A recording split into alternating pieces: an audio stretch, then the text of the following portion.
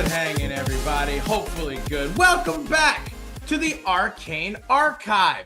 That's right. We are here once again with another fantabulous episode of Cautionary Chronicles. We have quite the assortment of stories here for you today that we think you'll find to be most entertaining and stimulating to various degrees. Mostly, I think this time around, maybe intellectually, we've got a few who, they're more like advice columns to say in terms, and I say that by meaning individuals kind of asking for some advice on some of these situations, experiences, and stories that they're bringing out, to kind of get a little bit of the community's personal take on what exactly is going on here and maybe how best to proceed and kind of to run a little bit of a verdict, as it were. And who are we here at the Arcane Archive if not implicitly ready and willing to offer our unsolicited advice and suggestions to anybody who is willing to listen. Well, what do you think, Sam? Are you excited about today's stories that we got for him? Yeah, I think so. I like there's a breadth of someones that are asking for help and advice, which I always enjoy. Um, so like I'm happy to kind of instead of just reading terrible stories about terrible people, maybe being able to give advice instead. I feel you. I feel you. Again, it definitely provides a little bit more of a actively productive element that I appreciate, rather than it just being like a oh, the bad thing already happened right away, like years ago, and there's not really a lot of constructive feedback or potential mitigation that can be done here. Especially since, yeah, if it's been so long, people have usually already moved past it. But obviously, the intention at that point then too is to just kind of be there as like support, is basically just being like, you know what, good for you, OP, for surviving that experience. You moved on, you grew from it, you got better, hopefully in as many ways as possible from it, and you're keeping going, and we support and appreciate that a lot. But here, maybe we actually might have a chance of giving some more active, productive, real-time constructive feedback and assistance, which you just love to see. It's always a nice feeling. So with that being the case, let's just go ahead and get a little bit of the housekeeping out the way. Obviously, as always, if you like what we're doing here at the Arcane Archive, please be sure to like the video and subscribe to the channel. We appreciate ever so much any support that you can offer. Yeah, leave the comments down below what you guys think of what we're reading here. If you could share the channel, as always, is super appreciated, because there is no substitute for all manner of just community-based, assistance and helping to kind of share around and help each other out. That's what we love to see. It's what we love to try to express and impress and spread that kind of message ourselves here as well. But with that being the case, let's just go ahead and dive right into today's story, shall we? First story of the day is titled, "My Best Friend Argued His Way to Getting Kicked Out of My Table" by Electronic State 121. So, my best friend of about 4 years had to get kicked out of my Dungeons and Dragons party by arguing with me, the GM, constantly. So to start things off, I created everything in the campaign in a little under 2 weeks' time or so. The start of the whole thing was by me making a friend a character sheet, which spiraled into a setting, etc., and the rest is history. Afterwards, I found people to start playing with in the campaign as a whole. We have a Siren Bard, an Elf Paladin, a Reborn Rogue, a Turtle Monk, who is my friend, and a Githzerai Warlock. Ooh, a Githzerai. Those are a little bit rarer. The setting is dark, and it was established that the entirety of the setting was always shrouded by a mysterious shroud of darkness. Always shrouded by a mysterious shroud. Okay. And the first session and second session went fine, but the third session is when the train wreck began. It was an in-person session, and I invited my friend to spend the night before we played. And he didn't really get any sleep, which meant he was already kind of in a pissy mood. Ooh, that's not a great way to start. Before the session, he was asking me advice for his campaign idea. And I tried answering the best that I could, but no matter what advice I gave, he said, yeah, it doesn't really fit my narrative.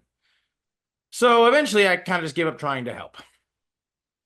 Always fun when a person asks for help, but then doesn't really want to take any help at all. The warlock shows up early and he sets his stuff up, and I simply ask, y'all have only fought two things before, right? And they think about it and correct me, saying they fought three things. OP, is this I'm sorry, just real OP, is this relevant? OP, what are we doing here? Uh which then the monk says, you should be more prepared. I get ticked off a little by his remark and snap at him a little. I ask a simple question. It doesn't mean I'm unprepared. I'm just making sure I remember everything right, which he shrugs off. I mean, I don't know how many sessions. Does it say how many? Did you say how many sessions you guys have done? Uh, because I feel like, okay, so you've only done two sessions, so this is your third session. I feel like you should probably be able to tell or remember what you did the last two sessions. Like, agreed. I don't really think it's a huge deal to like just ask like, was it two or three things? Like that's fine, but at the same token, it is like, you probably should be able to remember if you've only done two sessions so far. I cleared the table, set up my DM screen, and everyone showed up and we got ready to play. My friend wanted to ask a question. I figured it would be something simple, like how to use key points, since he was new to playing a monk. Instead, he asks, would I be able to figure out that the bard is a siren since I'm an archaeologist?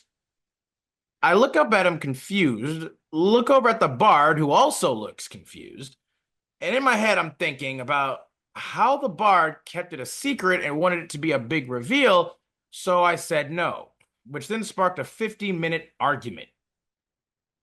How? How could that? We tried explaining it to him with in-game logic first, because in this, sirens are presumably extinct race that were eradicated years ago, and all of their instructions and signs of life would be lost to time. He wouldn't take that as an answer. So we then tried to explain how it was unfair to the bards and she wanted it to be a big reveal and a dramatic moment. Still no dice. So eventually he just gives up. It gets worse, I promise. I mean, I don't know. A lot of this is seeming just very dysfunctional and just kind of, I mean, I assume I am making the assumption that you're relatively new. I don't know, because your friend was asking you for advice on how to make their campaign, so I assume you're not. But this a lot of this seems like very kind of like green, fresh, like not very experienced GMing What do you mean, Adam? reactions They and obviously know responses. exactly what they're doing. I mean, I feel like most of this is just like, okay. Time to actually play now. Hey, what could go wrong, right? So I begin to lay out their surroundings again after giving a recap. The paladin and monk had gotten arrested last session, so they're being held in a nearby constable. I explained that they were both stripped of their items, and the only thing they still have is the clothes on their back, which in the monk interjects, I wouldn't be wearing any clothes. Okay. I look at him absolutely bewildered, maybe just like what I just did right there. What? We all look at him in pure confusion.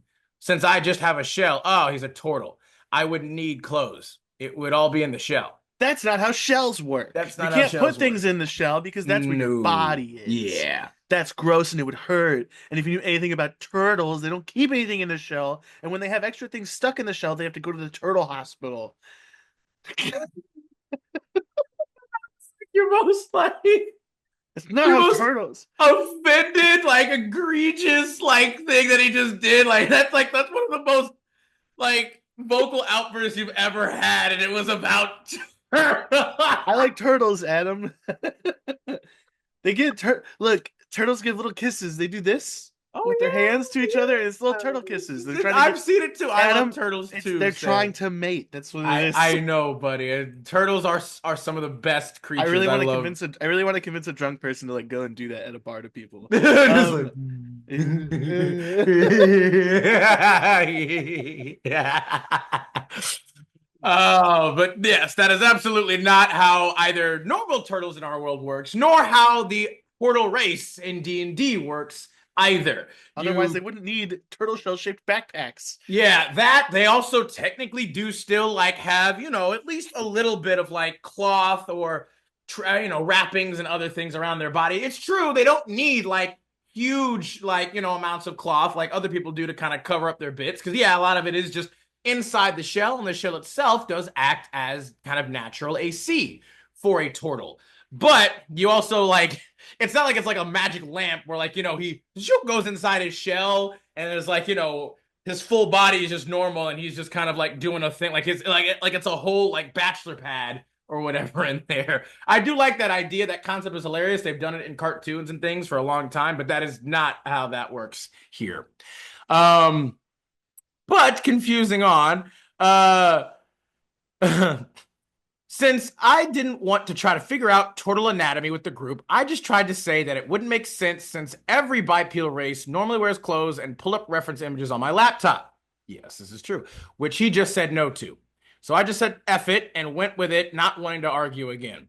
I then explained that there's a man in dark shroud sitting by himself, and the monk immediately cuts me up and says, I throw myself at the bars. I look up at him a little annoyed and say, roll me a strength check. And in my head, I say to myself, I want this to be interesting. So I'll make the DC a little high. He rolled a 15 or somewhere around there. It's been a hot minute. And I tell him that he flings himself at the bars, excuse me, but crashes down to the floor in a failed attempt. He then exclaims loudly, I weigh 500 pounds, which I look up at him and say, that doesn't mean you automatically succeed. Also, like,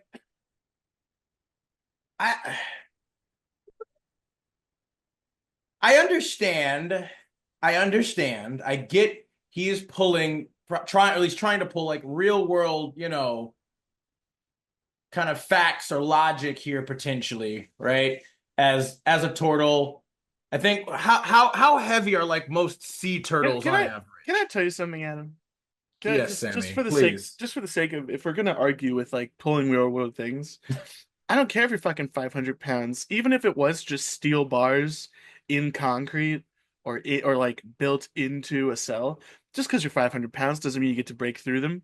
Um, Agreed. it doesn't. 100%. It doesn't at all Um, because I'm sorry if you put like with the best NFL linebacker, who's only like 300 pounds, 310, 320 in a cell, there is no way in hell you have enough momentum I was to going to do damage say, to solid steel bars yeah, if they're built to keep iron or people in. steel, if they're iron And or steel, and either way, that's like, completely separate from the fact that this is Magic Town. There's yeah, magic here. there is It all doesn't kinds of magic also stuff. alloyed metal that doesn't exist in the real world. Who says steel is the same here as it is in the real world? And also, Well, there's that. have Have you you ever ever hit hit like, solid steel with anything?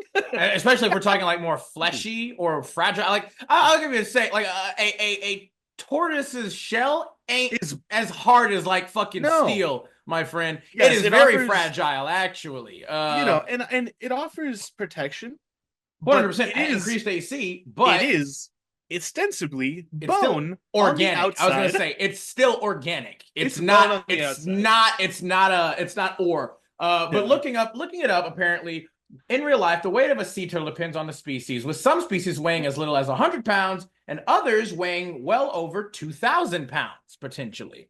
Yes. So, to be fair, his estimation maybe isn't completely redonkulous and ridiculous, as he is a bipedal turtle, turtle reptilian creature. So I guess we could give it to him that he might weigh around five. He could potentially weigh Yeah, in the ballpark but of wait. 500 pounds. But Yeah. again, as Sammy just so eloquently said and put not 20 seconds ago, that still does not automatically afford you the right to just instantly smash through solid metal bars. Okay? You are a monk. Yes. But you didn't say like how you're trying to throw yourself against the bars, how you're trying like, and how would that even really look? If you're trying to do what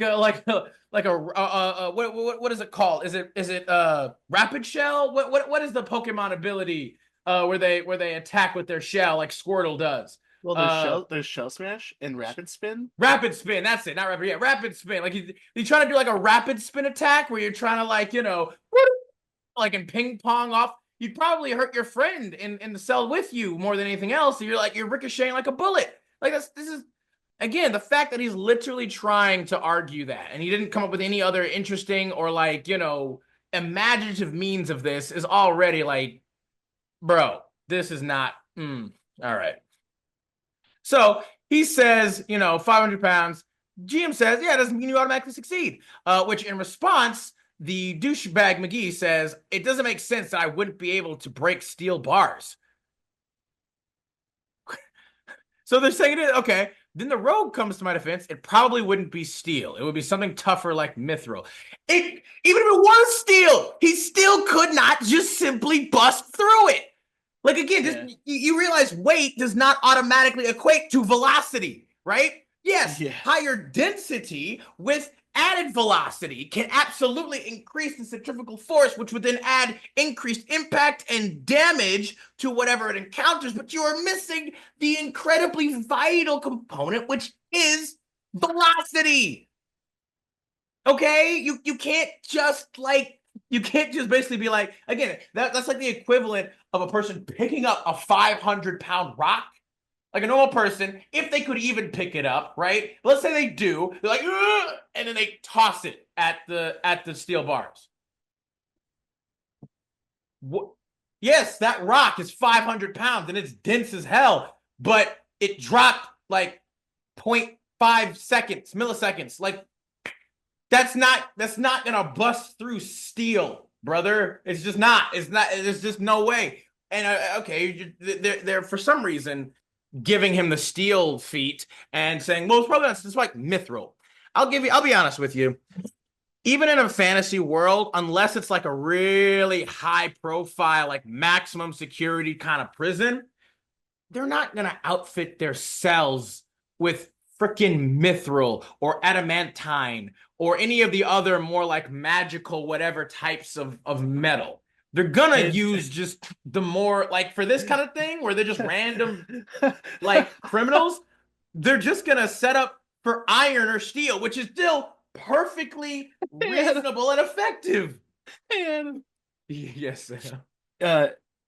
The pound force per square inch of steel, like breaking steel, is 58,015 pounds per square inch. Yep. Even cutting that down, let's say it's still 43,000 pounds per square inch of force. Yep. So even the highest weighing turtles would have no chance. No. Of busting through steel bars. It's pound force per square inch, 43,000 pounds. Like you would have to again increase velocity or strength. You have to hit it with like a truck. Yeah, going at a pretty high amount of speed, or at the very least, like decent amount of speed. Because again, a truck obviously has a shit ton of mass and density like to it. Because it's also made of fucking metal for a lot of it. Well, I mean, look at like steel guardrails and girdles on the side of highways. Yeah, to go through them, to actually go through them, to actually break the metal, not just bend it, but break through it, but truly, rend it asunder. You're not going to go through it with like with a pickup truck. You're going to go through it with a semi truck. Yeah, as I'm saying, and you're going 80 miles an hour. You're going 80 miles an hour, and that's the average weight of an 18-wheeler plus whatever's in the 18-wheeler. Going 80 miles an hour at a guardrail. These are bars. You're about 10 feet from the max, and you weigh 500 pounds. Fuck off. And not even just that. Let us not even discuss the mutual damage that you would suffer. Yeah. If you are even a semi-truck going at that speed, colliding I broke all my bones. Steel bars, that semi-truck ain't getting out of there unfazed, like completely unharmed. Like it's gonna F them both up. So if you really think you're going to just seamlessly, harmlessly break through steel bars because you weigh 500 pounds. I love it. Bro, get the fuck out of here, dude. This guy immediately, I don't even know why they're entertaining this dude's absolute fucking deny. Like, when I woke up this morning, I didn't think I'd be looking at the tensile strength of steel. And by the way, that's mild steel. That's why I was gonna say, it's not even tempered steel. Yeah, it's not even like the real tempered steel. Like the purest steel is even more so. Because let's argue you don't even have access to tempered steel as a widely used building Yeah, material in a town, because yeah. tempered steel would be used for things like weapons, Yeah, not exactly. Not structural more structural buildings. stuff. Yeah. Like this is just ridiculous. Like, okay, all right, let's continue Keep on. This going. is just like, There's okay, more, Adam. There's more. I know there is. I know there is. It's and we're not even like I think maybe we're not even quite halfway done. Uh then the rogue comes to my defense, da da da mithril. And I agreed, which again, that's ridiculous, but okay, sure, he's being ridiculous, so why not? He then says I'm making stuff up just to make sure he can't do it. I say I'm not, which he scoffs at. I mean, you kind of are. Yeah, you're trying to say that it's made of mithril. The It reality, it could wouldn't be. be. It really wouldn't be like because again, unless they're in like a literal maximum security prison, which you're not Well, necessarily just gonna have in a random town. Like, yes, Samuel. What yeah. would you? Well, I mean, you could. I mean, you could like mithril plate steel. Yeah, you That'd be way. It'd could. be way cheaper, but it would still give it extra tensile strength for like But a prison. once again, though, the biggest caveat to that is just to answer the question: How expensive is why? mithril? Why would they? Why would they ever utilize Easy. mithril, which is a much rarer substance, for such a task like this, where most of the time, again, steel will function perfectly fine. Well, Like because hell, you can't iron would crit it. function perfectly You fine. can't crit the steel bars, No, obviously. I think That's that's the adamantine. fuck. Adamantine, you can't crit. Sorry, See, sorry, sorry, sorry, you sorry, mixed up your sorry, ores, buddy. sorry, sorry, Mithril sorry, is just sorry. silent. No, It's I got it. weightless. I got it. The steel bars You do not son of have a bitch. disadvantage. They don't have disadvantage on their stealth check. God, you embarrassed the shit out of us here. Holy shit, dude. Oh, okay. Confused So mithril a that a man pound of time. mithril costs 1,000 gold because it's 10 times the weight of gold. Oh, Okay. okay. That's not that bad I if you're mean, just plating with it. it's very that's super fucking expensive, Samuel. It's See, a one of the lot of most people. readily. Okay, acolytes. Let's just take it. We are going on with such a fucking offshoot here, but let's just take a second. In the world of D&D, gold is a very valuable commodity. Okay, it is not a common thing whatsoever. A lot of people, the vast majority of the population in D&D would be lucky to get 1 gold their whole fucking lives, let alone thousands upon thousands. Like this is again something that you need to understand. Gold isn't like $1 in our world, right? It's not. All right. Like I would say Gold maybe like silver might kind of be the equivalent of maybe like, $1 or so, or maybe even like 100.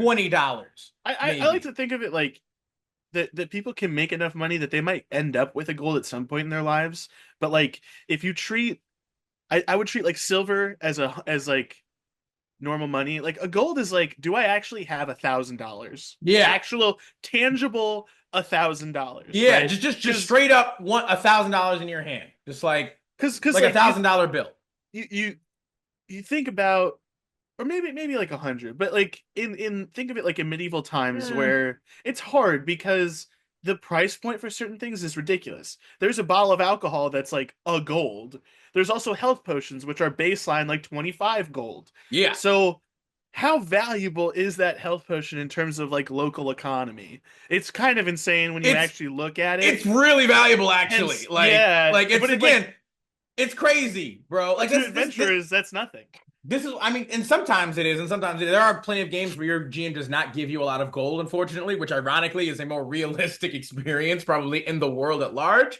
But it's not as much of a realistic experience per the game because as an adventurer, what you are doing, like the task, you're literally risking your life a lot of the All the time, time. which means you usually are then getting paid, like exorbitant rates for what you are trying to accomplish. So you should technically, especially as a higher level, you should be making uncalculable amounts of gold at that point. And that's again to represent the dedication, hard work, and hopefully the positive effect that you have been bringing to the world that not many, if really any, other beings can, because you're the main characters of the world at that moment. Like, that's the point. Anyway, tangent over. Let us get back to the task at hand before we go off. This is only the first story. We haven't even gotten to the first story yet. Okay. Jesus, this is one for the record books. So, so I continue. A guard walks over and starts talking to them, explaining stuff and mocking them. Cocky cop type stuff. And don't even think of try it. The monk cuts me off. I spit acid at him. I look up at him again and I'm even more annoyed at this point. Could I not finish my sentence first? He says that his character would cut the guard off, so he cut me off. I mean, okay, sure. That's fair. That technically in terms of role play, realistic, fair enough. I shrug it off and tell him to roll to shoot the acid. He rolls a nat 20. I grin. You spit the acid at him, but a magical force field stops it, making the acid spill onto the floor. The guard then laughs. If you wouldn't have cut me off, I was about to say don't try anything because of the runes etched into the bars. Okay, all right. Again, I don't entirely know if that's fair, Magic prison. but yeah, I feel like I don't know if that's entirely fair, but okay, sure. The guard then hits the bars with the baton, which makes arcane sigils light up on it that were etched into the bars. He huffs and loudly says, "See, makes anything up to make sure I can't." Oh, okay, I see now. He was a little weird what he was saying. The player huffs and loudly says, "See, makes anything up to make sure I can't do anything." I explained to him that if he would have inspected the bars, that he would have saw the runes. He scoffs and says, "Man, I can't wait to be a DM so I can let my players have fun." I get a little pissed at this remark, but I keep it to myself for the sake of everyone else. Okay. I continue on, and the paladin inspects a window and shouts out of it, attracting the other party members so they can advise an escape method. The monk then just says, "I punched the guy in the cell with us." I stare at him dumbfounded. Why? And he explains that he wouldn't trust him, so he attacks him. So the paladin has to talk him out of it, which she eventually does. For the love of good God. She then talks to the shrouded, and the rest of the party break them out of the prison.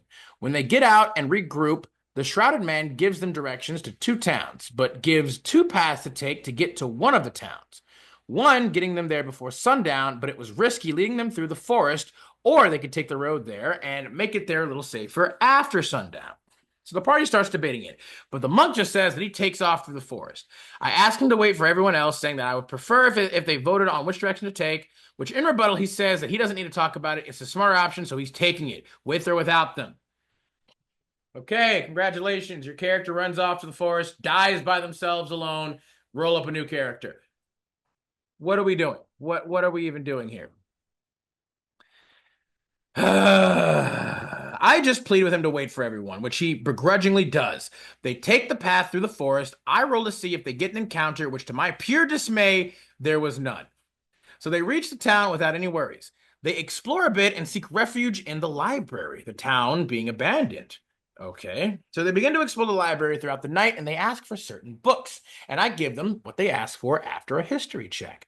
But the monk asks for a survival book. So I make him roll. He succeeds, and I say, "You find what you're looking for, and you read through it." I then look up at him and kind of shrug. "I don't think I need to explain basic survival skills to you." He then immediately gets pissed off and says, "But that's not what I wanted. I wanted a book on how to survive against the creatures of Dark Follow, the continent they're on." Everyone looks at him like he's not about to start an argument over a book, right?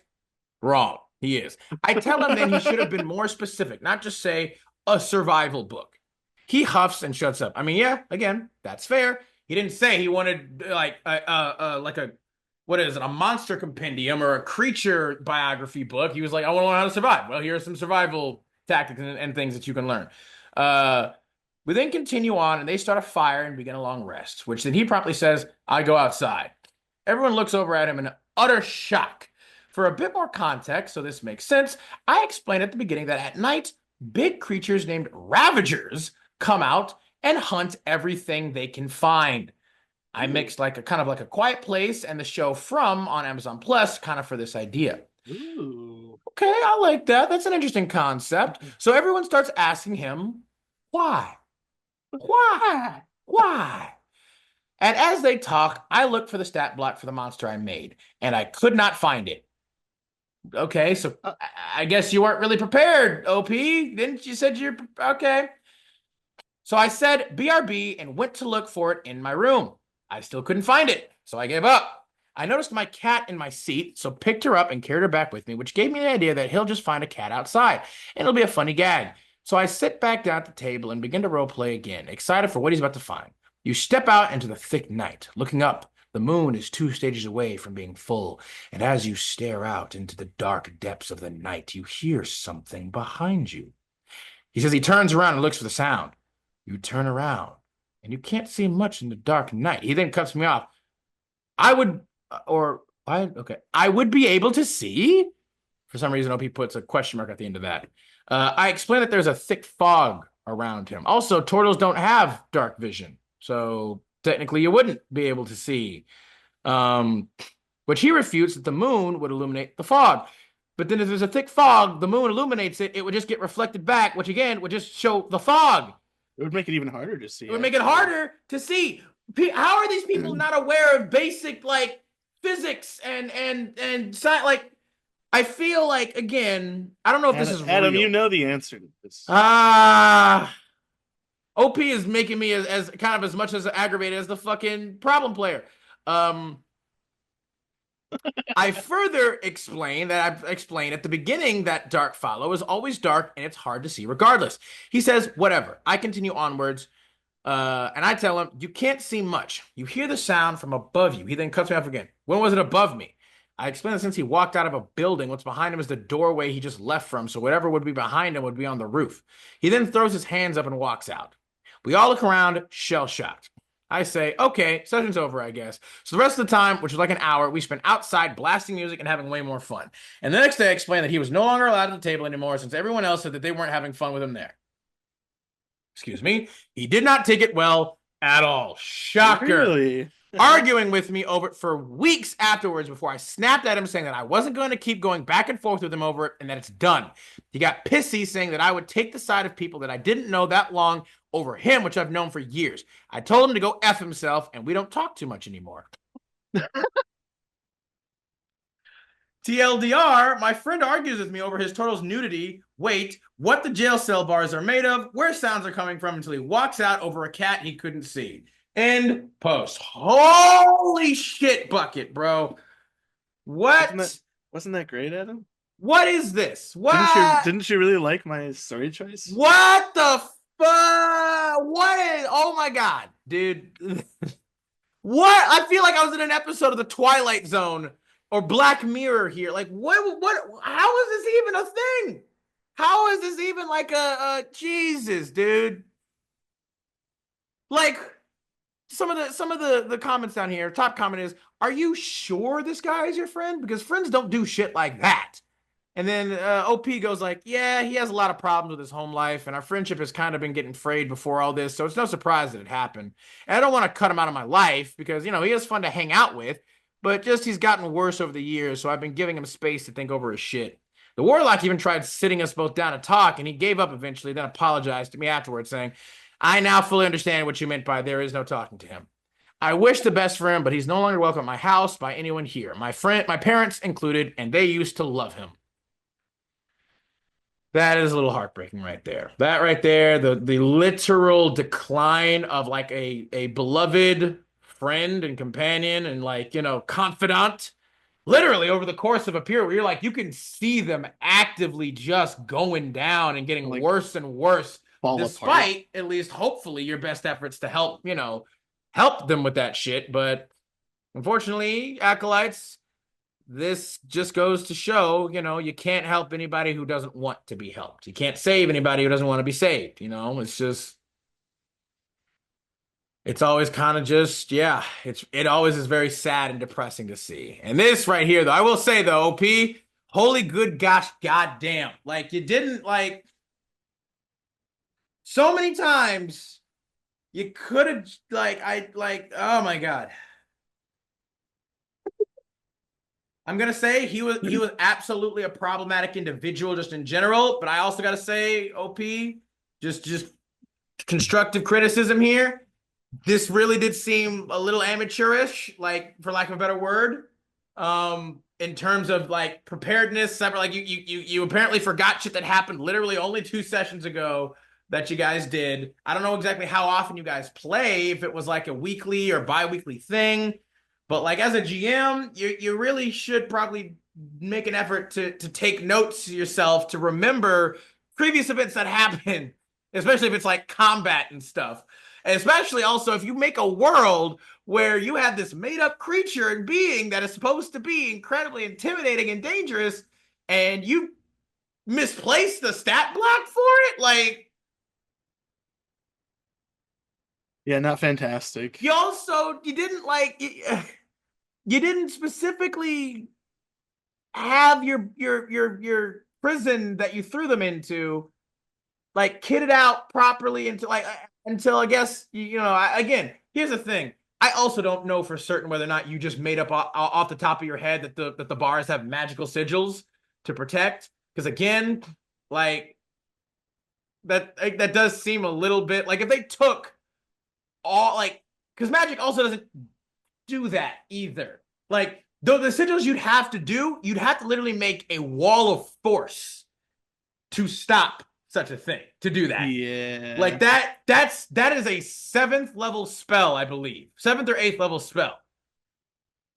That would not be a normal sigil etching. Like again, maximum security type shit right there. And at that point, you wouldn't even need the bars. It would just No. be it would be a force field. It'd be a wall of force. So it's like that is a bit problematic. OP.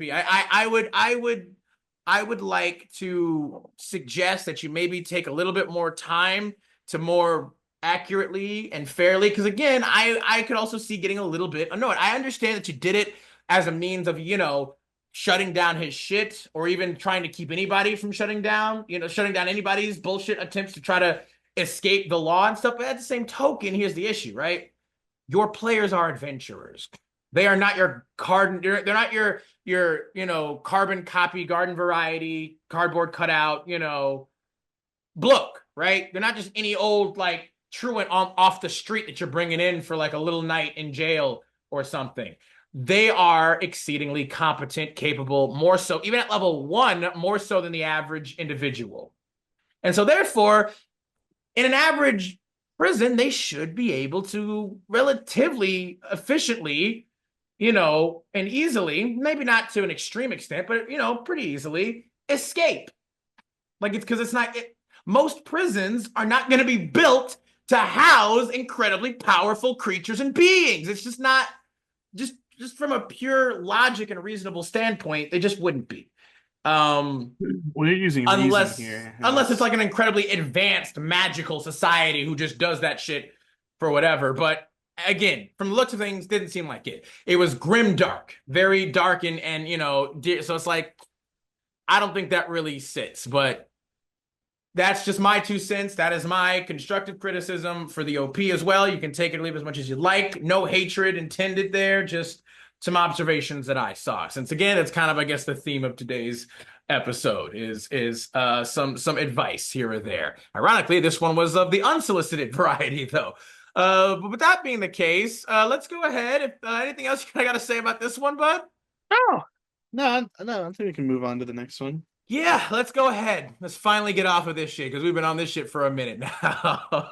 As we do. I have a cool one. I have the next one up here. After everything the player did, parentheses that the DM didn't ask for, and parentheses. This horror story is going to be told in two different perspectives. One as a DM, myself, and R, my close friend and fellow player in the same game. This is the DM's perspective. Me and R, as well as one of our mutual friends, who we'll call Dice, had loosely talked about starting up a new game for a while since I hadn't been a DM for the better part of a few months. We were also intrigued by the idea of creating a Google form for our game to interview players that were interested. We sent out a post on LFG and patiently waited for some folks to respond. At the end, receiving around 25 different players. We cherry-picked 2 other people, one of those folks being someone who we will now refer to as Sun. We had high hopes for Sun, given their Google form, same age range as our group of young adults, similar interests, and closely resembled the roleplay-focused style we wanted to cultivate. At first glance, it had almost everything we were looking for. Sorry, 1 second.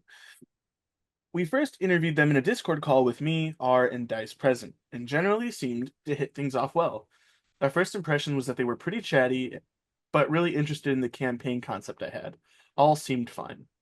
We get our whole group set up in a server, and I send out the campaign form for each character's backstory details.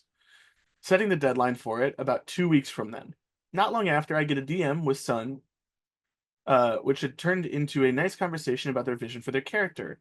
I'm not going to get into exact detail about the campaign or the character that they were writing, but it seemed like they were interested in making a character that rooted itself in the world I was making, which was really cool.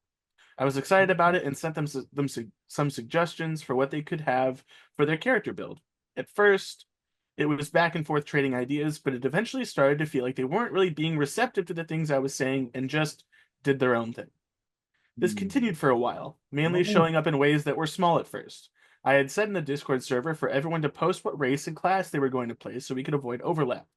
Sun forgot to do so and initially wanted to go monk, only to find out that R had already claimed monk. Not a huge deal, but a little awkward. They complained to me that their character concept would not work unless they were a monk.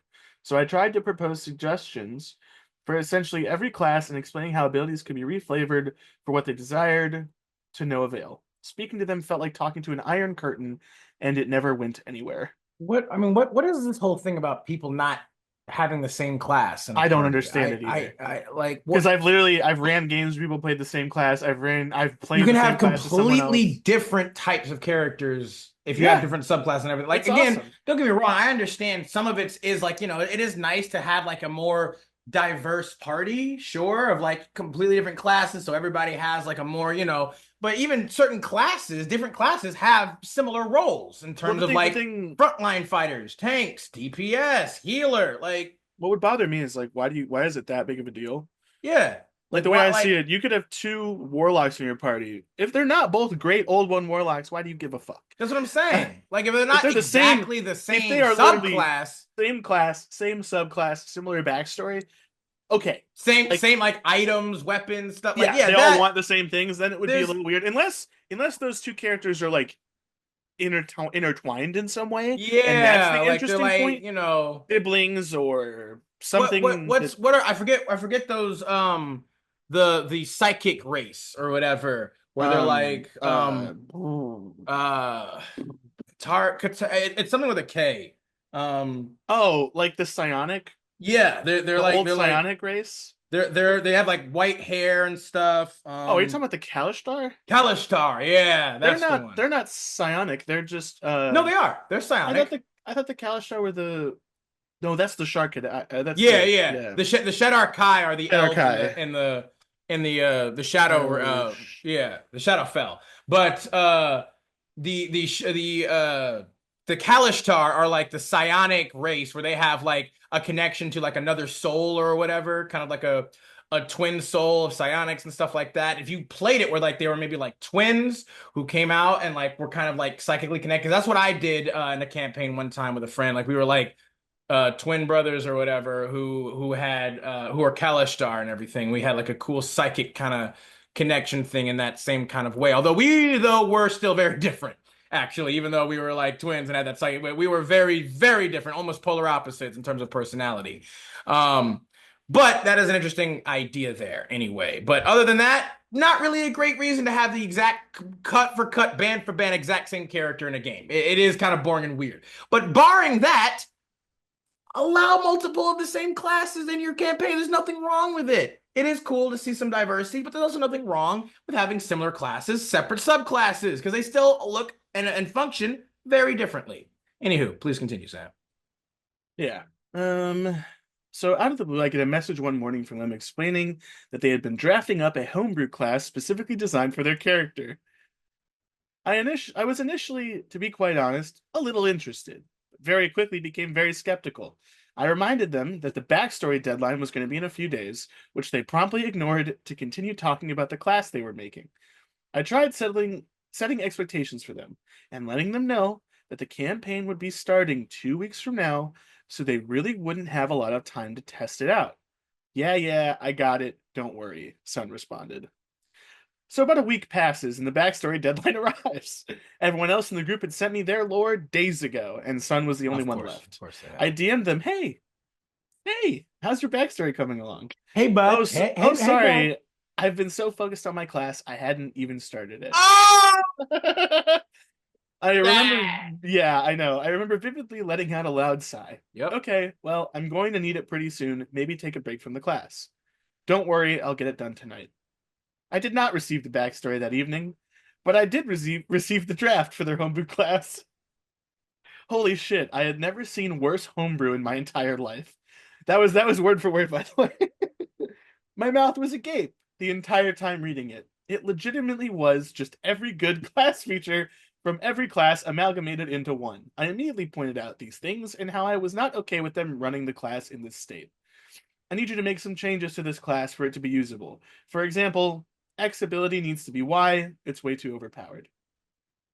They would then send me revisions of the abilities that I can only describe as being paraphrased and reworked, but essentially doing the exact same things. Yep. For example, one ability was something along the lines of a lightning damage attack that did 5d4 damage at first level. The change they proposed was splitting up the attack as an action and bonus action, doing 3d4 each. That's 1d4 extra damage that he could do. That's not even a nerf. It's a straight buff. He It's just gave awesome. him one extra die. Yeah, At the cost of two different actions, but still, no. Yeah, this was pretty frustrating for me because I felt like I was being put into a trap. I felt bad directly shutting them down because they had done all of this work. I should be grateful a player was so dedicated, right? Except no, they are not dedicated That's because not dedication. the single thing you asked them to do, they didn't It's not do. work. You literally just said he took every good ability from other classes and put like they didn't do any actual work. This isn't work for him or for the betterment of the group. He's just being a fucking selfish prick right now. Like, Yep. I suggested reaching out to the rest of the group and working on some balancing for it because God knows it needed it. Lo and behold, they ended up doing the same. If I rephrase the ability to be different, surely they'll like it more. Stick with the group, which was even more frustrating to them. R had went through and pointed out that no class should have the damage output versatility and spell list that it has, and was, like I said, just picking from every class the best of each one. How they responded was essentially, but I've been really receptive and changed how you guys ask. There's just some things I'm not comfortable changing about it, and I hope there can be a mutual understanding about that. oh my god. First of all, it seemed like they had actually not been receptive to anything at all. I cannot stress that enough. Not even just in D&D. Every single conversation was mind-numbingly one-sided with them. Oh my god. Additionally, mutual understanding? Where's your mutual understanding of the time I'm putting into the rest of the game? Hey, Hey, OP asking the right questions now. yeah, this has escalated to the point where me and R were desperately trying to get them to understand our point of view to no avail. Sun tried to confide with Dice because they believed that they wouldn't be on the same side as us, which is an insane thing to try to do because they were literally our friend prior for a long time. Dice had then called me that day nearly crying because Sun had been spamming them with messages saying about how I'd been manipulating them and not letting them do anything, while Dice was trying to do an important test during their school day. Finally, a full 5 days late, I get their backstory, and oh my god, it's 50 pages over the maximum. 50 over 50. the maximum. Yeah, no, it's 50 over the maximum. Yeah. So it's whatever the maximum was plus 50. Yeah. So it's 54 pages. Wow. Yeah, I literally put in big bold text that the backstory maximum pages in Google Docs would be 4 total. Not only that, but they also used smaller font size to fit everything. See, now, if someone told me I had to write 4 pages of backstory for a character, I would triple space it, so I only had to write like a half page. I don't like writing long backstories. It doesn't make any fucking sense. It depends on the character for me. I usually come up with backstory more so over the course of time. Like I think I start like I can start with a pretty decent amount, I think, but I also like over the course of playing the game, I get maybe some more ideas for backstory that I'm like, hey, can I maybe implement this like more in the backstory, like as we kind of go? Like I'm the complete opposite. I want to do the minimum amount of backstory work because I want the story to play out in the game. All I have to come up with for a character is what would they do in these 8 different situations? Are there any characters that are still alive or exist or would come up in any kind of backstory or event? And that's it. What do they look like? Do they fuck? I don't know. Like, hey, that's a very important question, Sammy. It is. Do they fuck? Did they fuck? It is. And if so, who would they? Exactly. It's or would they or have or you know why? Or why? But how do they feel about it? How do they feel about that? Is it an emotional connection or a physical one? Yeah, or just straight physical. Hey, you know. But yeah, Sometimes you just gotta get it done. You just gotta that's get her me. done. I power game my characters with no backstory. The best player, everybody, right here. Yeah, I do a really good job. Don't even fuck with me Take about it. notes. You do actually. You are a phenomenal player. I have seen it. It is good. I love it. I love it. I love it. So they wrote 54 pages. I was utterly flabbergasted. Awesome use of the word, especially because the expectation they had for Accurate me was too. to utilize all of the NPCs they created in the game in the same detail they wrote them with. I simply put out to them that they went way over my page limit, and I was pretty upset about it. Their response was essentially, "Sorry, I have a hard time writing within constraints like that." It was around that time that I pretty much broke. Yeah, that's fair. I I think had it's been fair. speaking with the group for a while, and we determined that Sun really wasn't fitting with the overall group. Yep, that's But when they fair. sent me their backstory, that was the trigger I needed. Hmm. Later, later that same day, I had explained that Sun had been biting off way more than they could chew, and was subsequently causing a lot of stress for me and the other party members. There would be absolutely no way we'd get the class fixed in time, and no way we could condense the backstory doc to be even close to reasonable. I said to them that this campaign might not be the best fit. Immediately after, they left the server and blocked me without much of a goodbye. That's I think fair. what Good I reading. think, Good riddance. yeah, I think what I learned and what other dungeon masters can learn is to be reasonably firm with how you want your game to run Oh, and the house rules you set. oh, I also realized that I should be more honest about things I did not ask for. oh. If I had been more upfront about how I was feeling with the homebrew class, the whole situation likely could have been avoided entirely. I disagree with you because that kind of person doesn't No, I listen. mean they are clearly you They were didn't listen not. to a single word you said I was this going to entire say story. it wasn't necessarily just being clear. I think all it really was, you just needed to be more like firm and like straight up, like, yo, do this here, please, or it is done. Like you don't like they are clearly taking advantage, but I agree with Sam. There's not a way you could have handled this better. They were just a person that was just not going to listen at all. Like they had a very specific thing that they wanted to do, and they were not going to let anybody stop them from doing it, unless you No. stop them. So good for you, OP. But anyway, continue, Sammy. Okay. I love I just love the fact that they're like, well, I could have just solved this problem. No, dude, no. Not with this Yeah, fucking psycho. I have nothing against homebrew. Far from it. I fucking love homebrew. But yeah, making a class yeah. a week and a half ahead of the campaign is too much for me. The player in question, and frankly, for me, the player in question, and frankly, anyone interested in D&D.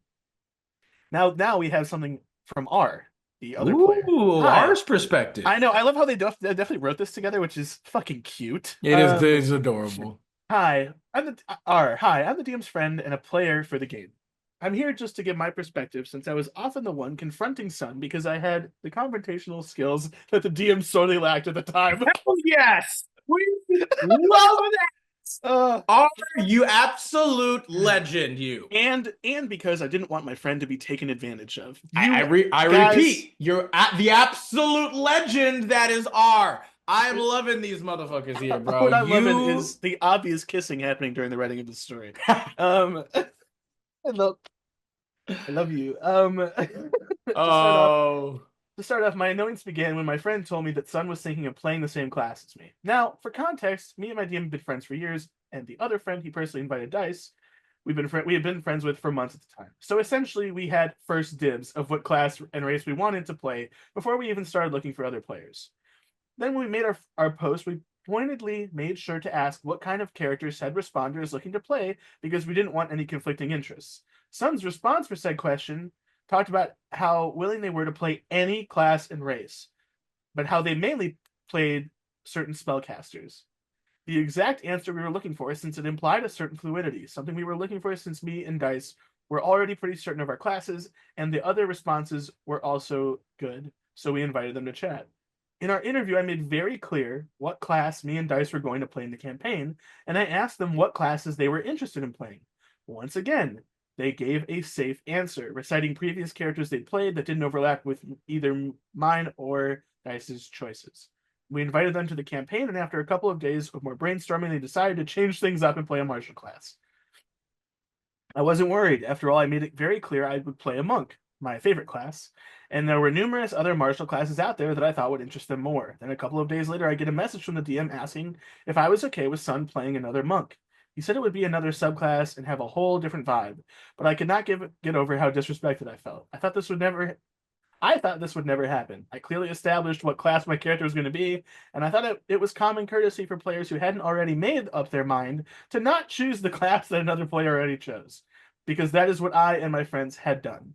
Like, so to be fair, they did ask them not to. They Like, did. I'm It not was saying we don't have to agree with yeah, it was that, but pre-established that they were wanting people to like have more, it was a more diverse group, and even more so to the point, Sun was the one who literally said they were cool with playing any race or class. yeah. Like So I'm not saying I that's where the agree, issue but is. I do agree with the fact that they had already established it. And Yes, he the all fact this that Sun just straight up yeah. lied. And to be fair, all R is saying is that he felt disrespected because in their friend group, they don't do that. Like that's something that they established Mhm. as a friend group, and they also established in their ad looking for people. Um, which is great. Um, it just wouldn't make sense for our party of four at times five to have two PCs of the same class. And he listened to me and told me he'd try to redirect them towards another similar martial class like fighter. Then they started to make their own racing class. Now, DM had established that this was going to be a homebrewed campaign, and he even made a drive of all the homebrewed stuff he found. But neither him, nor me, nor Dice expected Sun to make up literally everything about their character. The other players had differing levels of homebrew. For example, I had a homebrew subclass, Dice had a homebrew race and subclass, and the other player had a homebrew race. But it was already established homebrew, aka things that people had already made, and we only needed to run it by the DM before being able to play them. Sun was going to make a whole new race and class subclass, all of which needed to be done before the established start of the game in a week and a half's time.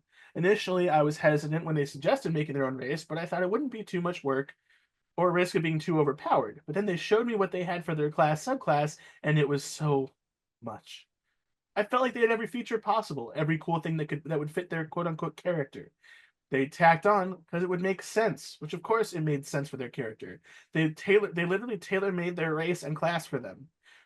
That's when I confronted them about the obvious power imbalances and how much they should seriously revamp everything so the other PCs wouldn't be left in the dust.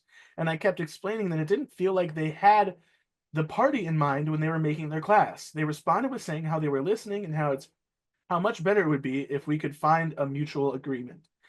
I admit I can be awfully stubborn when I get frustrated and annoyed at somebody, and that can make Mhm. me lose sensibility. So I fully acknowledge that I didn't handle the situation as well as I could have, and that I could have expressed myself better.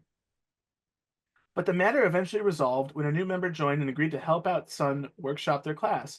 After the confrontation, I began to feel bad and wanted to mend our relationship since we were inevitably going to play together, and I didn't want to start off on the wrong foot.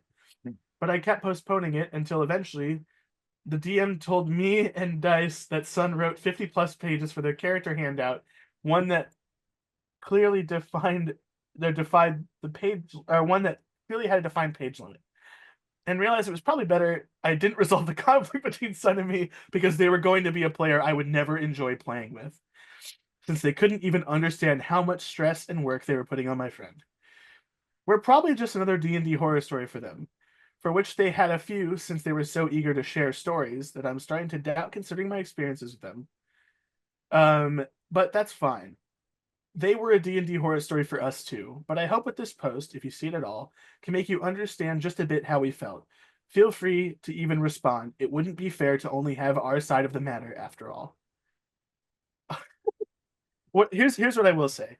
It sounds like they put some stuff out there um you know, this is what we want, this is what we don't want. I don't You need to make it very clear the expectations you have for people to coming in your game. And if they do not adhere to those expectations, don't play with them.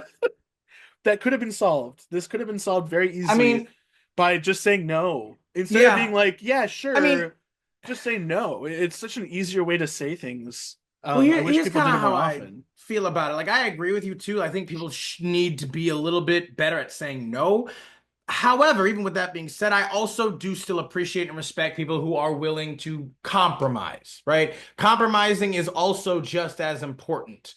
Being able to be flexible and work with a person that you're trying to have fun with and enjoy something with, within reason, though. That is the operative word. That is the focal point.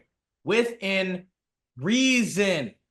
Like, again, this person's son showcased numerous times, even before the 50 plus page essay dissertation on their character, that they were not truly being, not only were they not being truly receptive and understanding of OP and then ours, critiques, feelings, and inputs and suggestions, but was literally projecting an aura of absolute delusion about that.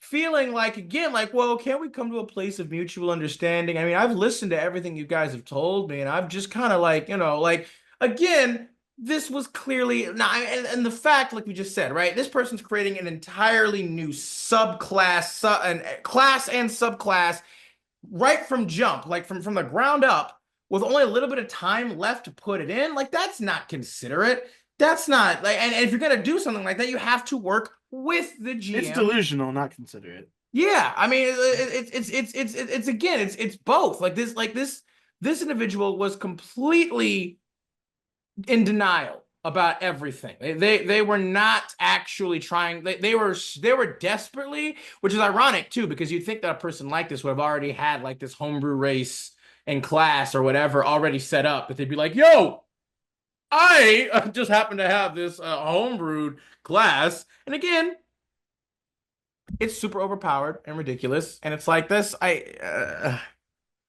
I get it. All right. People want to be good at what they do. They want to be powerful. They want to be awesome. Everybody Yeah, does, or at there's a least reason most I don't people. like homebrewed classes in my games. Yeah. I mean, and I'm not necessarily against it either, like OP here is.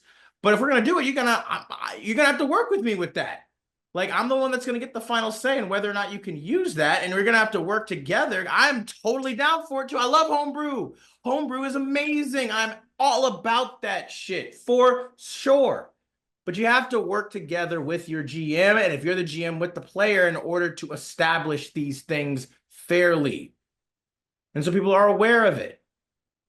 And again, if a person is not doing that, but they're trying to like do that sneaky passive aggressive bullshit where they're trying to pretend like, oh, I heard everything you said. Yeah, I respected it. And here, why aren't you respecting what I'm saying? And it's like, no, no, no, no, no, no, no. No, That's bullshit. You're not. incorrect. You're not hearing what I said. You're not receiving what I am projecting towards you, what I am, attempting to communicate with you. You're just waiting for your turn to talk.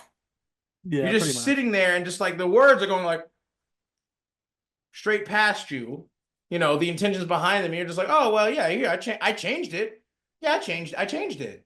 But I changed it though. I changed it. And you're like, but you didn't fix the actual issue. The issue wasn't that it was, 5d4 per one attack at level 1. It was the fact that, again, 5d4 lightning damage at level 1, and apparently maybe progressively gets stronger or better. Like, I don't know. Like, either way, that's, to be fair, it is a d4. But like, yeah, But still again, not not still not good. really the best case or census there. Again, if you wanted to make it where it was like, 2d4, hell, I personally, I would have taken 3d4. I'm like, yo, you want 3d4 lightning damage, whatever, sure, like, that's fine. That's pretty chill, all things Fuck, dude, considered. I'd take 2d6 because you can technically do that with a greatsword. That's what I'm saying. 2D, like 3d4 is literally the max you could get would be Well, freaking no. what Yeah, yeah, it'd be yeah. 12. Be 12 So it's points. the 12 same points as damage. 2d6 Yeah, with same as technically yeah. a A higher average would be, minimum. yeah. Well, it'd be a higher minimum and a potential higher average as well. Like, it was just like, you just get you get more opportunities to get higher numbers. So it's like, sure, that's fine, whatever. But not only did you not do that, you were like, okay, well, it's 3d4 on an action, and I can also, as a bonus action, do another 3d4. And you're like, you think you're smart, you think you're slick, you added a die. You didn't take away from it. You added a die. Sure, it's at the cost of two separate actions, but So that's still 6d4 yeah. that you can dish out, at level 1. To be fair, maybe at higher levels that starts to kind of fall off, unless of course you're trying to get the caveat that it increases in strength as you level up. At that point, it's like, absolutely not. Yeah. But like, at level one, that's nothing to sneeze at because you're not gonna have a lot of bonus actions anyway. From like until you're like at least like level 5. Really? Even then, probably not even really a lot of bonus actions even then. Like unless you have certain items. Like it's like, nah, this person clearly had no real respect and appreciation or consideration for anything here. Now, again, like me and Sam have already stated, we also, though, don't understand the huge, big, insult to having the same class, to having two of the same class. Not particularly, no.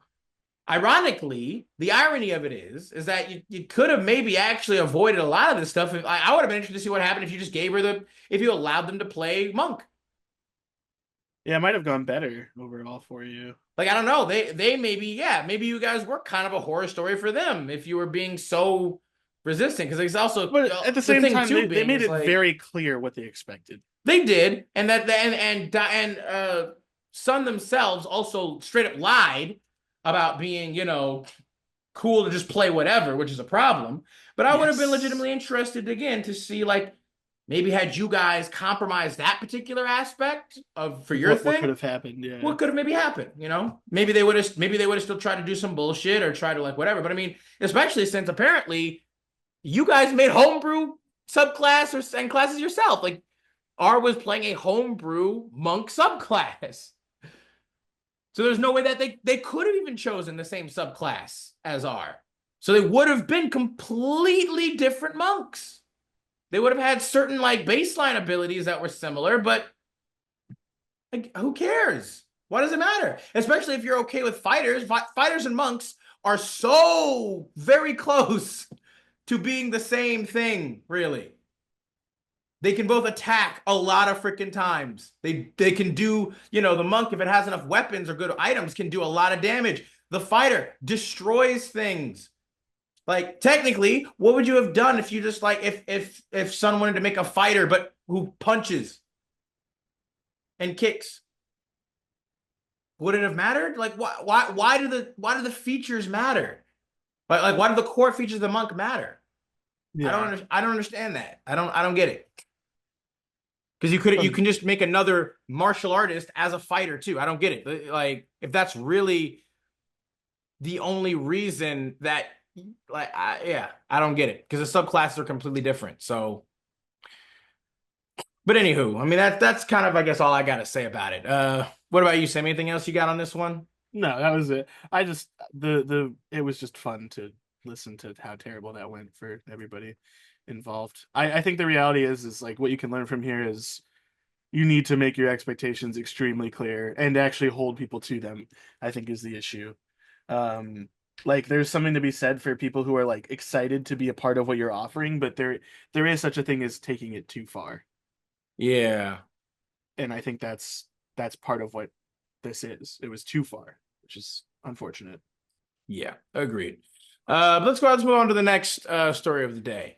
This one, again, this was going to be a little bit of a kind of like an AITA post, actually, ironically, which is interesting here. But we'll go ahead and get into it and see what you guys make of it. Again, feel free to leave comments down below if you think that this individual is indeed the a-hole, or if you think that they were justified in their actions. But it's certainly an interesting situation.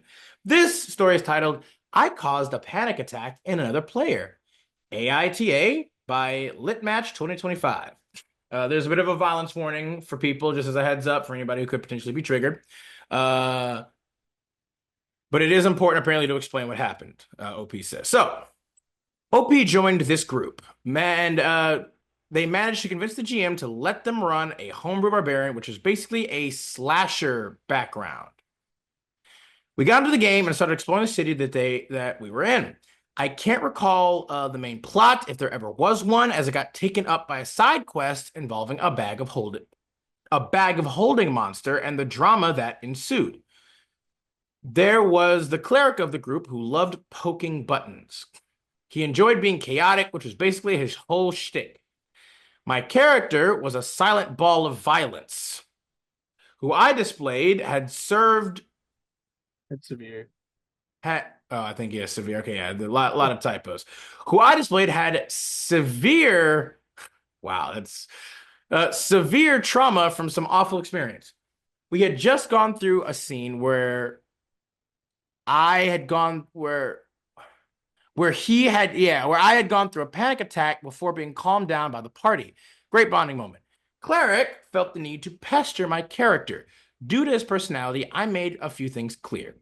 He does not like being touched, and he does not like spells being cast on him.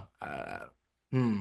English might not be OP's first language. No. Cleric proceeds to do both of these things. He casts an enchantment spell to try and command my character to do something to loosen up. Having just gone through a panic attack and being a barbarian, my character grabs the cleric by the throat. My Ooh. intent is to tell him off, not to actually fight. Cleric then casts Inflict Wounds. Are we fighting? Well, the cleric is. My character isn't trying to kill him or even hit him. He is trying to pin him to the ground before talking. My character yells at him for crossing a line before leaving him on the ground unharmed. The party took my side in that fight and tells Cleric off for his behavior. DM says Cleric's gods give up on him or something because he announces that Cleric's god gave up on him. Oh, because? Okay. The drama only occurred after session. I was on the couch enjoying ice cream, thinking it was a fun RP session, when the GM tells me the Cleric's player is having an in real life panic attack. Cool. My character overpowering him reminded him of high school when he was bullied and he freaked out. DM told me I should apologize. I would like to state that throughout the fight, I kept trying to give the cleric an out, and I didn't want PvP, which is why I suspect the party took my side as it was clear the cleric refused to just take an L. So at the time, I didn't feel I had done any wrong. Thus, I felt I had no responsibility to say sorry. Next session, everything had seemingly gone back to normal. I didn't like how the DM handled the situation though, so I eventually left. I am posting this to ask if I was, in fact, the a-hole. I have done more growing recently, and I'm questioning if I should have apologized instead of being so stubborn. End post. All right, right off the bat, Sammy, what is your verdict here? I mean, so obviously I can't speak to what exactly was happening in the session, like what actually was said, et cetera, et cetera, et cetera. I don't necessarily think it's someone's responsibility to apologize for something that they didn't do on purpose. If you're close to this person, I don't see what kind of harm an apology would do. But at the same time, if what's being said is true, if you didn't try to fight and all you did once the altercation started was literally all your character did was be like, I'm not trying to fight you, stop trying to fight me, and that is a truthful retelling, then no, I don't think an apology is what's necessary. I think a conversation is necessary once both parties have calmed down. There's an understanding that you don't dislike this person. There's no harm in being like, hey, like it was not my intention to cause this for you. My apologies, but like we should talk about how this went down because Should have I some don't, closure. Yeah. I don't feel like I did anything on purpose to hurt you or if anything, but like have a conversation once things are calm. I don't think you're an asshole personally. If everything that is being said is true. And that's like the hard part, right? Because like how are you supposed to know? Um, but yeah, it's a bit weird to me. Um, considering well, also like you obviously you chose a character that's like a bit tough to interact with, but like that's not Yeah. that's not technically, it's not like technically wrong as long as you play it correctly. And if Yeah. everybody knew that outright, like I don't really see it being that much of an issue. Um, so I'm not I gonna say mean, like you chose the wrong character here or anything like that. But if these are like, like new people, that's a bit tough. But if they're I mean, yeah, not, we've talked about that before, where when you have a yeah, character who is overtly kind of socially, you know, inept or awkward or kind of just like difficult, in a new group, it's kind of not a great way to go. because it can very quickly devolve into some real bad situations and scenarios. And people again can take certain things kind of personally.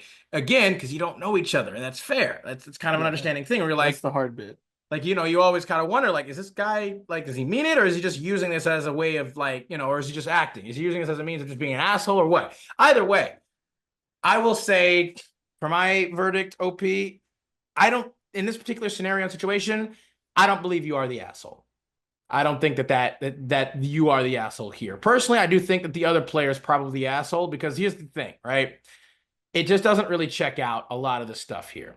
Because if not only is the problem player themselves, the cleric, like a kind of a shitty shitster bag of tricks, chaotic, you know, douchebag who plays pranks and fucks with people and like what is that if not in some aspects a bully? Or someone who's like trying to instigate. Yeah, You and trying can't to screw with necessarily, you're like if it's a real panic attack, you can't necessarily like blame someone for getting them. That's not an actual no. panic attack.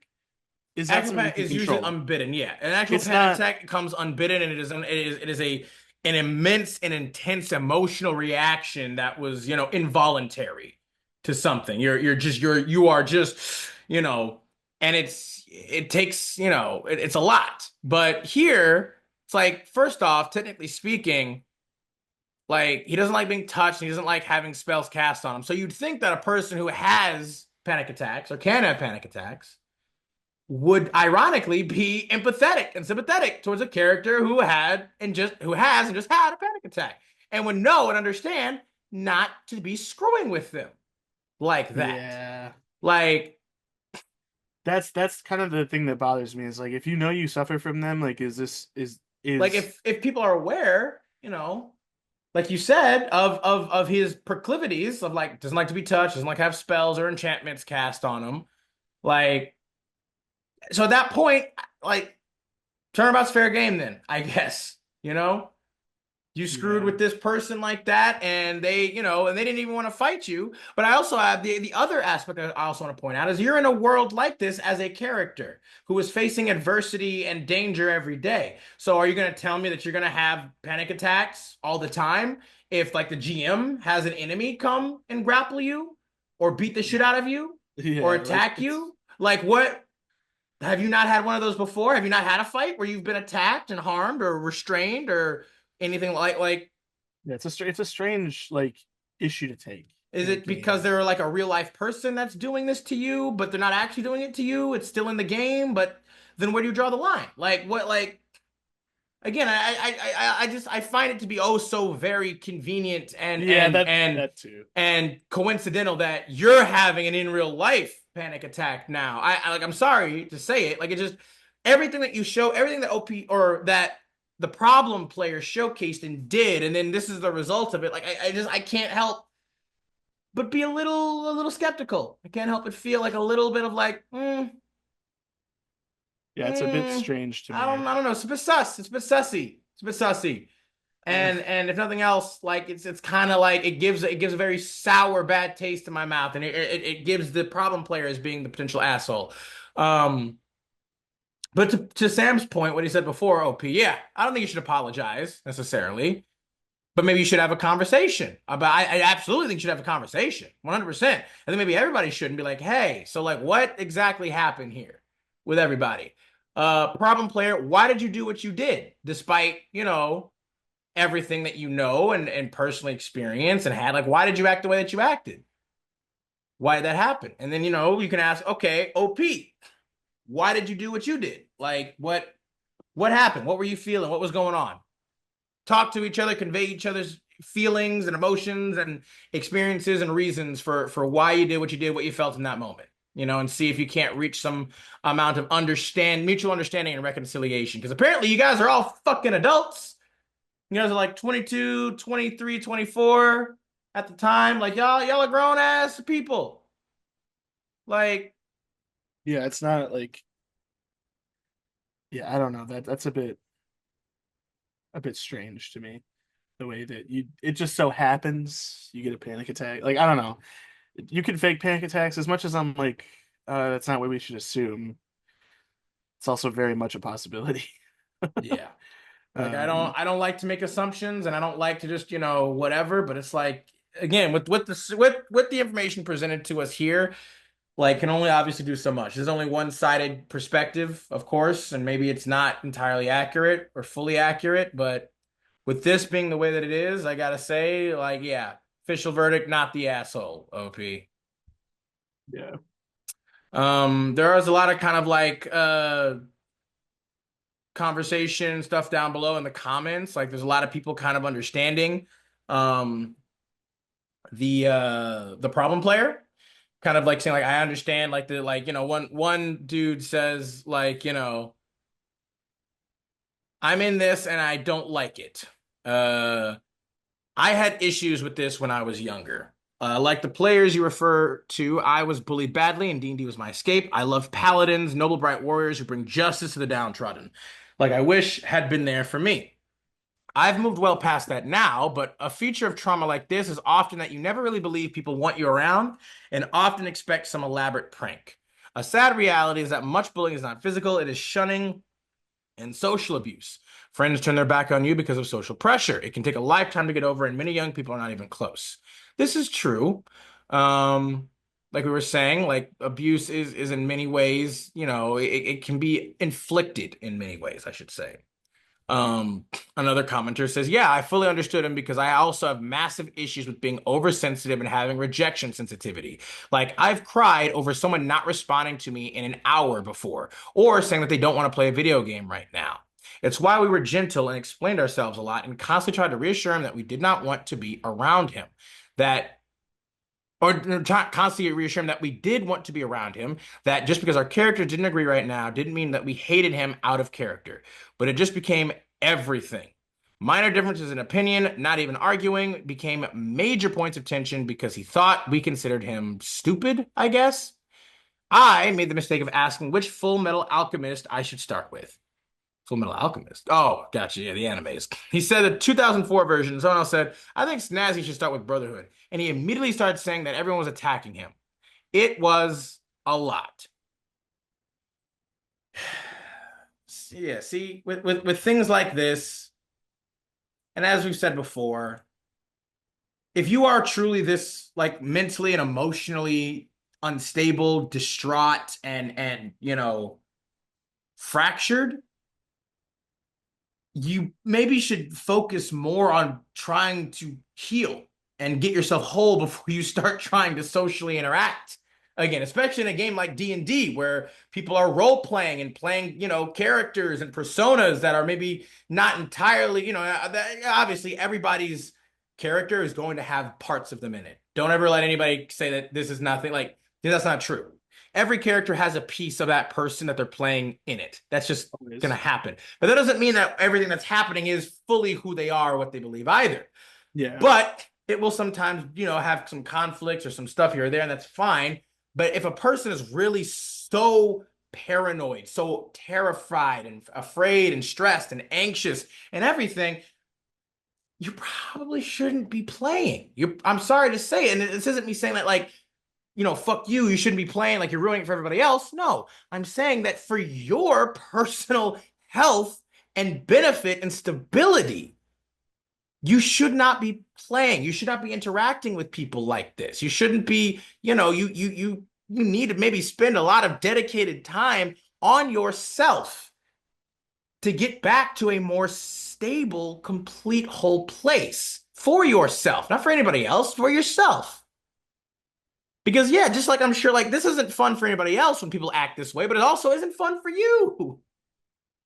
You're doing Yeah. yourself a disservice even more than anyone else. Yeah, that's the part that bothers me, I think, is like you're not you're not as much as like I again I'm very sympathetic to the these are the things that I deal with scenario, and like it's not your fault necessarily. If this is all real, I don't blame you. It's not your fault. It sucks that that's your situation and that's what you're going through, but it is by far not your fault that this is the issue you have. Like I'm not going to pretend, that it's easy because it's not. Yeah. Um Panic attacks suck. I have them. Like it's not fun. But it's at the same time it's also not fair to expect everyone else to just lay Deal down with it. and yeah, because that's not really how it works in real life. Um, Unfortunately.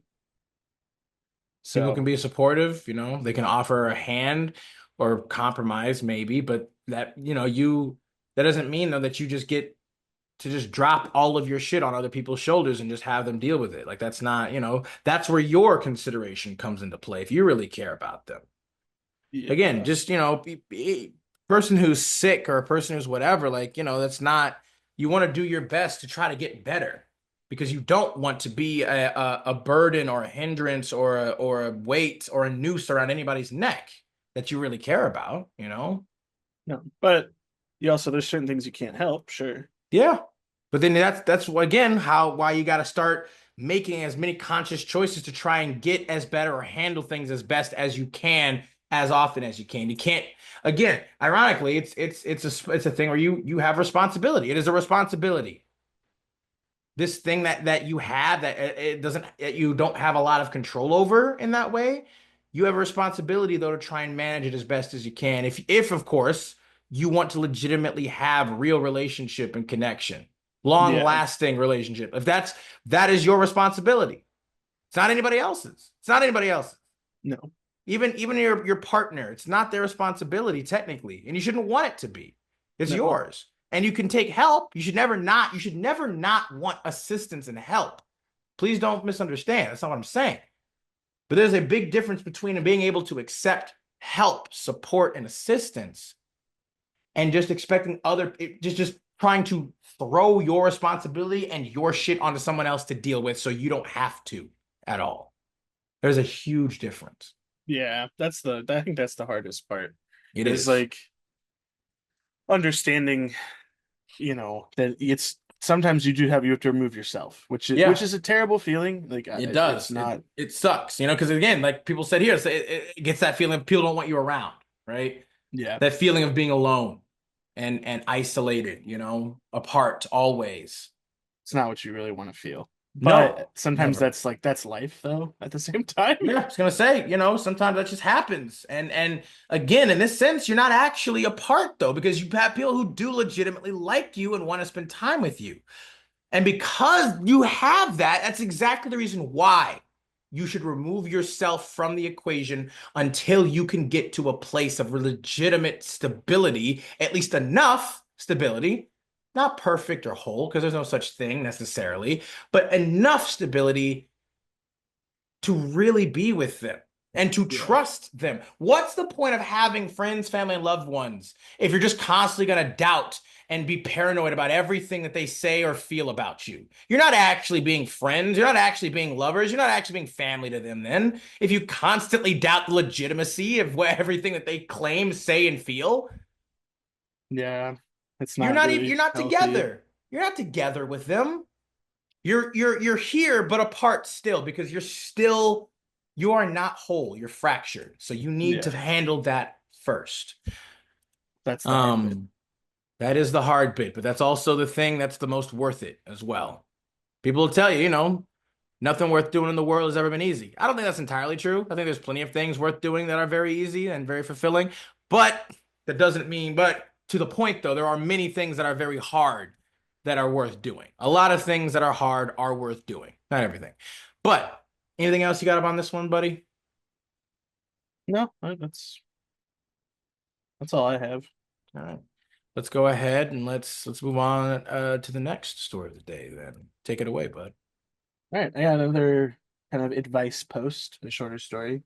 Um, this is advice for a moral quandary by false team 7252 or 7052. Hello all. This also is a violence warning. I've been DMing a game for my family for months now. Consists of a cleric, rogue, wizard, and druid. They are level 11 with really good magic items. During our most recent session, the druid was absent, but the party had a couple of allied NPCs, including a shape-shifted bronze dragon. The setting was a modified Tomb of Horrors with homebrew elements. They were tasked with stopping a plague that prevented healing and resurrection. They stayed at an elven encampment who stated a green dragon is in between the encampment and the tomb. and is very vain and uses adventurers for their own cruelty. The party gets to the Green Dragon, who they attempted to appease. She tasked them with assassinating a fellow adventurer for fun. Now, I expected this to be a moral quandary, but the party just went, "Oh, okay," and found an innocent half-orc that was wounded and unaware of them. The rogue went up and took them out. The allied NPCs are looking at the party in a very distrustful way now. The cleric of Bahamut goes, "Oh, it's fine. We'll just revivify him later." The green dragon cackles and lets them pass. They defeat the curse and the tomb, but the elves are not happy about the murder right outside of their grove, and the party acts incredulous, stating they are heroes and one life and the life of one schmuck doesn't really matter. They try to revivify the half orc, but he isn't willing to return from grief. The session ended on a sour note like that, and the party doesn't understand that they performed an evil action, and they justified it, saying the ends justify the means. It was an easier path to our goal, and the elves are just stuck up. So now I'm considering the fallout of Bahamut and how to address the obvious evil act from the party that says they did it to protect the people.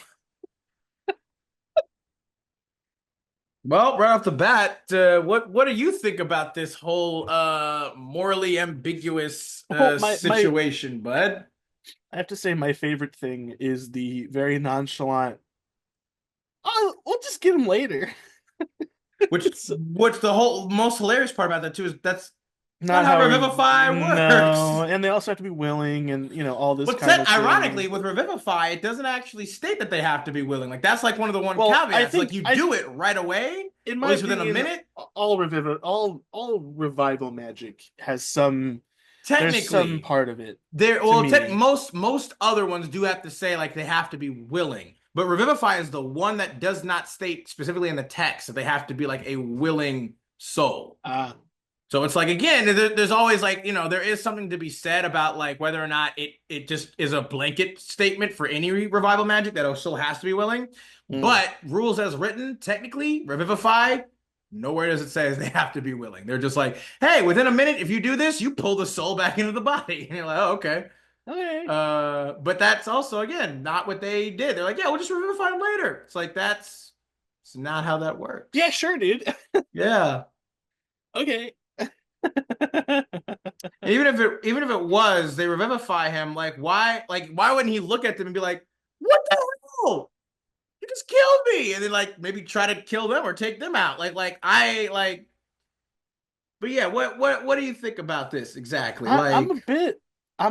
I'll be honest. I'm a bit confused. Um, like, so this whole time you've been playing this game, that's never been an issue.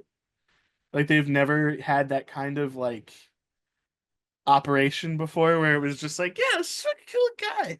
Like, it was never okay. I guess that was never an issue before now. I'm assuming the one person that wasn't there was probably the moral lead of the party, if that's the case. It's just a maybe. very strange, like out of nowhere kind of, yeah, fuck it.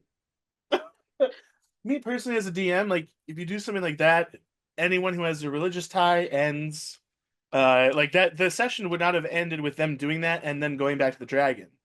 Well, I was gonna say like the cleric of Bahamut, if they just straight up went with this and allowed this, like, but like they would absolutely lose their Like immediately, yeah. it wouldn't even be like a, oh, you feel your powers wane.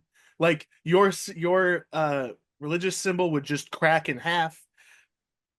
Any kind of magic or glow that you had about you would dull immediately. The elves nearby would not only not trust you anymore, would probably attempt to remove you from the area, not necessarily Yeah. kill you, but be like, But get they the would fuck out. You escort need you to leave out. now. Yeah. And not just that, Um, the bronze dragon in their yeah, midst. Like the bronze dragon is all about justice. And it's like, justice. wait a minute, That would have been excuse that would me. have been a sleep breath for everyone. Yeah. Like that's if not maybe lightning. Like that's not um Yeah, not a big fan of that. Like, and I get it's also it's just cold-blooded murder. Um, I mean, my biggest thing is why did they just fight the green dragon? You you have a bronze dragon on your just fight it. team with others. Just the green dragon is literally an evil, manipulative, duplicitous, like schemer. she's literally toxic incarnate. Yeah. She's poisoning the But area. this is also most likely an out of character issue, not an in character one. Like in terms of like what's 100%. the expectation of this game for y'all? Because this is not what I want. And like they're your family, so I feel like you should be able to say something. Like if that happens, I would just pause the game and be like, all right, can we just real quick? If we're being heroes, if we're doing this, we're doing that, whatever. Like this is not like that kind of justification is not a hero justification. It's a vigilante justification, an anti-hero justification, a I don't even know what the other word is for evil people that technically do good things. Not necessarily anti-hero, but the other one. But think like Um, Punisher, because like Punisher isn't an anti-hero. he technically he is. He is, but He is considered anti-hero. Just a murderer. Well, but he's not just he only murders technically bad people, specifically speaking. It's the same thing as like Venom, right? Venom is considered an anti-hero I because guess. he's the lethal protector. So anti-hero is technically the correct Okay. term. Well, I feel like there Um, should be another one that's like one step over I the line of yeah, like a I villain who happens to do good shit. yeah, Um, I mean that just might be like accidental hero or like a circumstantial hero. yeah, circumstantial hero, or maybe just like a vigilante is, I Yeah, guess, vigilante, I guess, technically. would be the best version. Vigilante might be the best thing. But Like, like that's not like that would be a thing where I stop the game like, all right, just let's just touch base here for a second. You're not heroes. Like this isn't a yeah, heroic thing. no, no.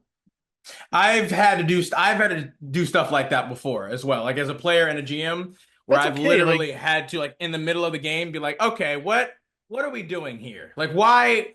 Like what I usually do is I just ask a question. Like I'm like, okay, why did you just do that? What was the reason or logic behind that course of action here? Like, because what I also don't understand is like they gave the reason being like, well, it was the easiest path to our goal, so we just did it. Like, but it's like, but isn't the point of you're playing a game? Isn't you want to play the game, right? Like yeah. why are you trying to speed run D&D? Like what? Like, what do you mean? Again, like my biggest thing, why didn't you fight the Green Dragon? I would have loved to fight the Green Dragon. Yeah. Like, But I would have been like, nah, screw that shit. Let's box. We boxing right now. We came here for your head, not to we negotiate we with you. boxing right now. We boxing. We're like, Square up, yo, homie. let's do it, bro. Let's get to it. Yeah, it's a bit of a weird like conundrum. Catch these They hands. are your family, so like I think there should be an expectation that you can stop the game and talk to them. Yeah, I You should hope know, if you do it for months now. Like, come on now. Like, I could understand like if you're with friends and like it happens, but you don't want to stop the game because you only meet like once a month or whatever. But then as soon as that game is done, there needs to be a discussion. But like something like this, I think completely changes the story you're trying to tell and the group that you have. So that has to be, in my opinion, that has to be done like right then and there. Hey, pause, hold okay. up. You know, I will say like it could change the story, and it doesn't necessarily mean that you can't keep playing. Um, but I think it changes the story. Yeah, 100%. Also, OP does clarify that the spell was raise dead, not revivify, which makes Ah, more sense now. yeah, Um, so yeah, I was gonna say because as level 11, I was gonna say yeah, they should at least have raised dead if they're level 11. Um, but we got some interesting comments kind of down below too. Like one of them says like, "Yep, that's murder in cold blood." Plus, revivify only works for a minute after they die, so that wouldn't be able to work anyways. What I like to do when a lowly guard or barkeep is, taken out is like include a hand-drawn card from their daughter saying like, "We miss you so much and know you're off working to provide a better life for us," etc., etc. And OP's like, "Yeah, I did just that, and I included a letter from a beloved NPC that revealed that it was part of his family, actually." I mean, it's like, again, yeah, like I don't understand people who want to just speed run stuff. Like, why the point of D&D isn't to speed run. You're not trying to speed run shit. What are you doing? What are you talking about? Why why go do the easiest thing when, especially if what you're trying to do is something better? You're trying to be heroes. Take out the green dragon. Don't you want to fight a dragon? What the hell are we? You're level 11. If you have, I don't know how many people. Wait. Cleric, rogue, wizard, druid. You had four. Technically, the druid wasn't there, to be fair, but you did have another couple of allied PCs, which included a shape-shifted bronze dragon. Maybe I don't know. Maybe they didn't know it was a bronze dragon. Who knows? I don't know. But either way, that means that you still probably had at least 4 to 5, even 6 people in your party right there. Yeah, there's a Fight better way the to. freaking Yeah, green dragon. You're level 11. You could go toe to toe with an ancient at that point. Might be a little difficult potentially, depending on your because let's see, you got yeah, it would have been a cleric, rogue, it and might be wizard. a little. Look, it might be a little difficult, Adam, but that's what heroes do. Exactly. And even then, not really. You have a level 11 cleric, rogue, and wizard. I mean, yeah, you have a pretty stacked. That's a stacked party. Like even the three of you alone could probably still contend with an ancient green dragon. Like Especially they have NPCs that are with that's what them, I'm so talking like, about. I'm saying their party was technically probably at least 4, if not maybe 5 or 6 people, even without the druid. Like even without the druid, you still have at minimum four people total, if not potentially 5 or 6. You guys are level 11. I assume those NPCs are around the same level. Otherwise, it wouldn't really make a lot of sense for them to come with you. You could handle that green dragon. I don't care if it's even if it's ancient level. You could handle that green dragon. Even if you didn't know that the shapeshifted person was a bronze dragon, with that bronze dragon included, it doesn't matter if that bronze dragon's a young adult dragon. You could handle that green dragon, that ancient green dragon. Like, I don't get it, man. I don't get people's thought processes. Why would you want to go the easiest course? How is that fun? What is the point? What is the point? Like unless you're trying to make it seem like, okay, maybe there's a time limit, right? You're like, oh, hey, the easiest means is us we just go take this guy out. We get by the green dragon and we go handle the thing we need to do before the world ends or something. I don't know. Maybe. I don't know. If there's no time limit, why go the easiest way? Like, and evidently, I do appreciate the fact that OP, like, you better not make it the easiest way. I love that, right? Subversion of expectation. This is a great way to do it. You thought this was easy? Oh, clink! Your holy symbol's done. You've been banished and excommunicated from your temple, and your god has disavowed you. You lose all your power. Oh, yeah, Rogue and Wizard, you guys are now blacklisted, not only from this forest, but like, that that beloved NPC or whatever, like they're gonna know that you killed them. So you're gonna be you might end up being kind of wanted for that now. That bronze dragon that was in your party might have something to say about that now, especially if you have a cleric of Bahamut and Bahamut has like excommunicated them. That again, bronze dragons are some of the most like I know their thing is like they love war and yeah, stuff. But they're also very honorable. They are like among one of the most honorable and like justice seeking of the metallic dragons. And so it's like if you did some shit like that in there is so much that can and should, in my opinion, go wrong here for this party for making that decision so nonchalantly too. Like that was the biggest thing. It was like they seemed just nonchalant. They just didn't give a f. They didn't give a crap. Like yeah, let's just go take that dude out. Let's just go delete him real quick, and then we'll be good. Like what? yeah. It seems like a very weird concept, and like just yeah, you have to just stop it from happening. Like just stopping it quickly. It's fine. It's all fine. I think that's the best way to do it, honestly. Just stop it from happening. Yeah, People make interesting decisions. interesting is certainly a word for it. Very peculiar indeed. Well, I think with that, I think that's probably all we got for you today.